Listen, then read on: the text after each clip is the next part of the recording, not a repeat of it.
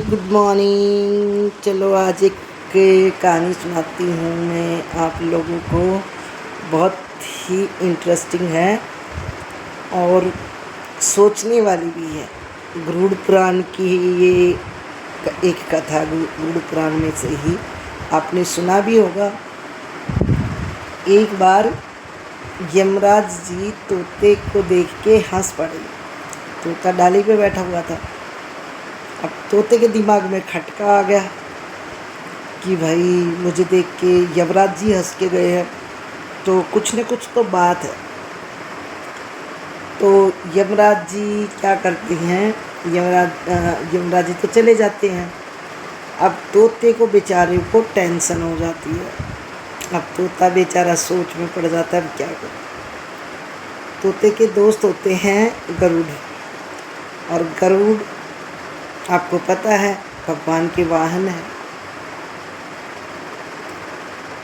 वो गरुड़ को बोलते हैं कि भाई तू तो भगवान का वाहन है, तेरी चलती है तो तू एक काम कर, मेरा भाई है ना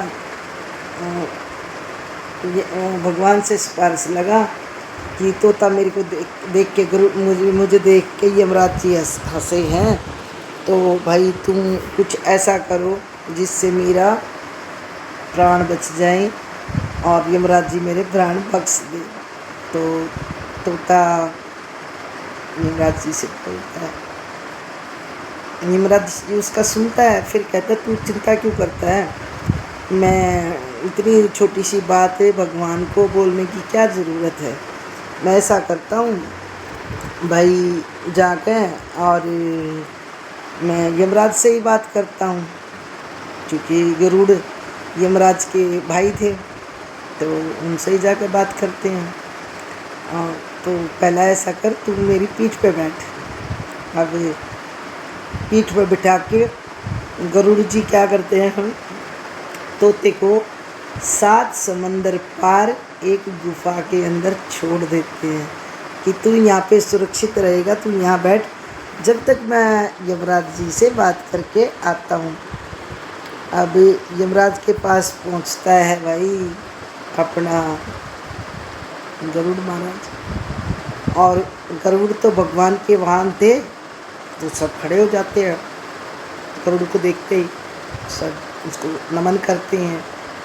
गरुड़ जी जाते हैं, पहुँच जाते हैं गरुड़ जी वहाँ पे।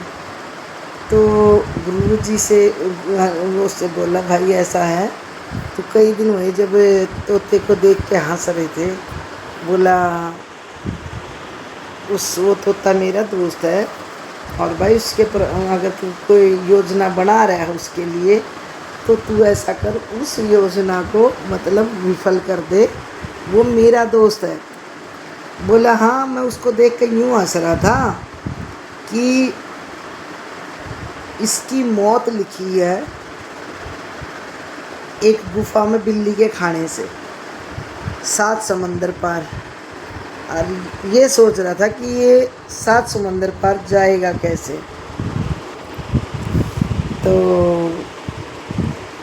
गरुड़ जी अचंभित हो गए कि उसको तो अपनी पीठ पे बिठा कर मैं ही गुफा में छोड़ के आया हूँ, और पीछे से देखने लगे गरुड़ जी, तो तोते की आत्मा आने लग रही है वहीं पे, क्योंकि बिल्ली ने उसे खा लिया, और बिल्ली के उसके खाते उसकी आत्मा यमराज ने खींच ली।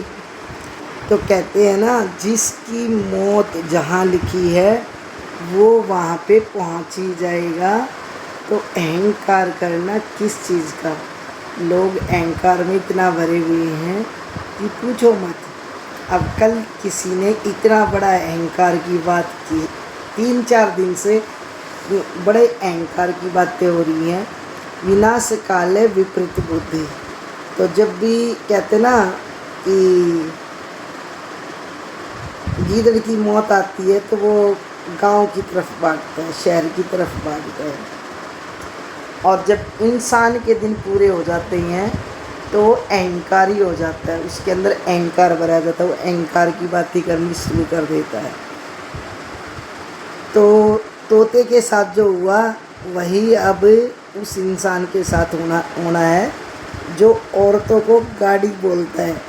वो बोलता है कि गाड़ी है भाई, कितना माइलेज देगी।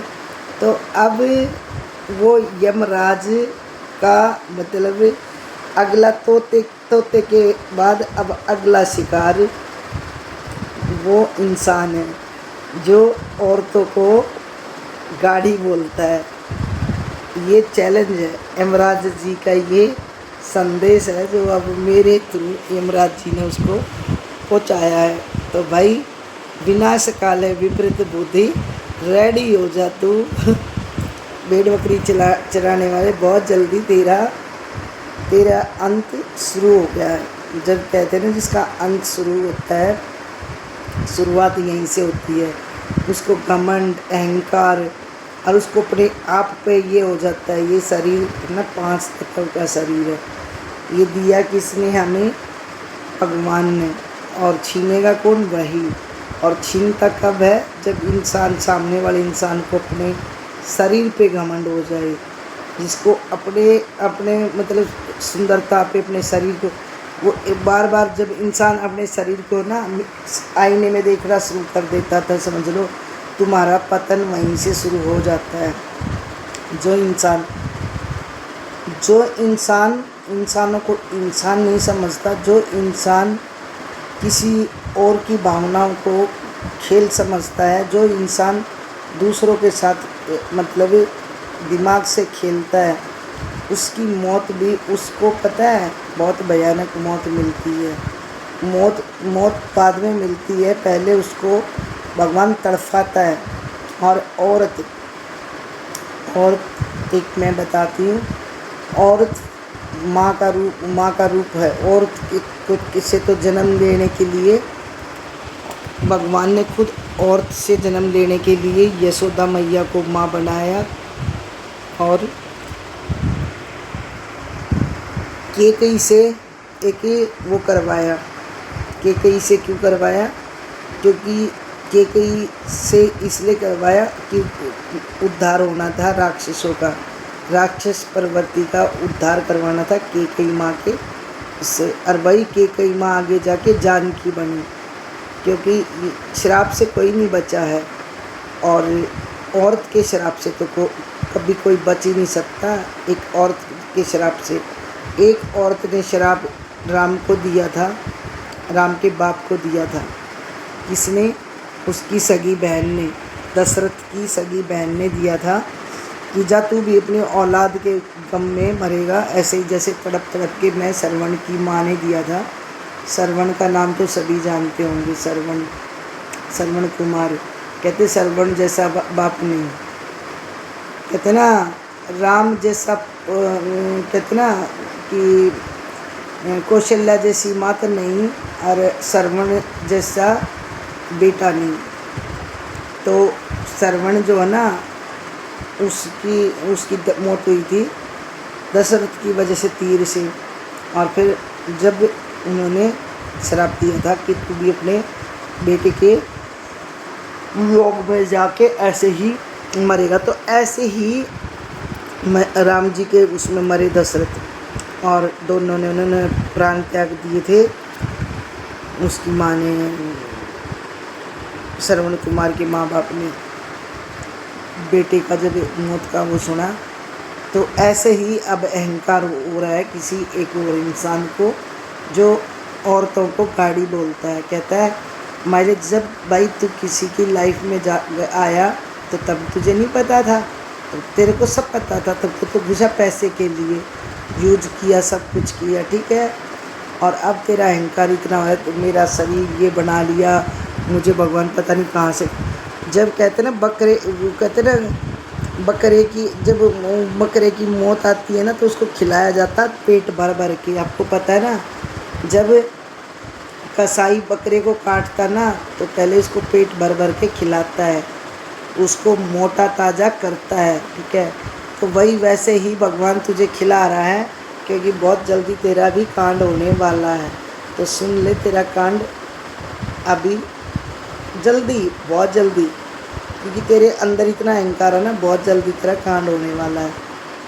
तेरी जो तू फालतू की बकवास करता है ना, कहते ना कि इंसान अपने कर्मों की सज़ा खुद ही भुगत लेता है। तो तेरे कर्मों की सज़ा तुझे मिलने वाली है और ये मेरा वादा है। कृष्ण भगवान को भी श्राप दिया था एक औरत ने, तो पूरी द्वारका आज भी समंदर के बीच में है, पूरी द्वारका समा गई थी। और तेरे लिए अब श्राप मैं देती हूँ, तेरा तू मरेगा नहीं, तू तड़फेगा, तू बिस्तर में पड़ा पड़ा, तेरे घर वाले भी तेरी मौत मांगेंगे लेकिन तेरी मौत भी नहीं होगी। तू पड़ा पड़ा ये बोलेगा कि तू क्या सोचता है, तेरी ज़रूरत है किसी औरत को? अगू तू कुछ क्या कर सकता है? तू खान खान का सूर है, बासी पड़ाओ, तू 4 दिन का बासी पड़ाओ, तू उसको भी ना छोड़े। भूख जो तेरे को भूख लगती है तो इंसान को भी खा जाए। तो भाई अहंकार मत कर, तेरी मौत तुझे वहाँ पे जहाँ पे तू है वहीं पे तेरी लिखी हुई थी। इसलिए क्योंकि तू बचा हुआ था, तो उन लोगों की दुआओं की क्या बोल रहा था तू? महाकाल के भगत, महाकाल के, अरे महाकाल, जब महाकाल अपना त्रिशूल चलाता है ना, तो महाकाल तो ऐसा कर डालता है। महाकाल जो त्रिशूल चलाता है, एक महाकाल की भगत और महाकाल का एक महाकाल की भगत और दूसरी सुने, दूसरी महाकाल के 11वें रुद्र की भगत। पता है दोनों शक्तियाँ मिल गई ना तो तेरा विनाश नहीं, तेरे पूरे खानदान का विनाश हो जाएगा। समझ गया? तू खुद चक्कर में और देख लेना। तू खाने की बात करता है, तू 5,000 अपने जीजा के 5,000 के अपने जीजा के गीला लड़ता है, हैं? उसके तो दे ले अपनी बहन, ये छोरिया के मारे में कोई ना खावे, तू अपनी भान का भी ना छोड़ता। छी गंदा। कर्मण्येवाधिका माँ फलेषु कदाचन। अब तेरा जैसे कर्म करेगा वैसे फल देगा भगवान, ये गीता का ज्ञान। तो तू बहुत जल्दी, तू भी उस गुफा में जा रहा है, गुफा में पहुंच चुका है, जो गरुड़ पुराण की जो गुफा थी ना, जिसमें यमराज ने बोला था कि मैं ये सोच रहा हूँ, ये तो यहाँ पे है तो 7 समंदर पार कैसे पहुँचेगा? तो तेरा 7 समंदर पार वही है जो तू भाग गया था और 6 महीने तू 1 साल छुपा रहा। तो वही तेरी मौत की जगह वही थी, वही चुन रखी है और वहीं पे होगा। और जिस जिम का तू कल बोल रहा था ना, उस जिम में ही होगा तेरा जो भी कांड होगा ना, उस जिम में ही होगा। जय श्री कृष्णा, जय श्री राम, जय भारत, जय जय श्री राम, जय हनुमान, जय श्री राम।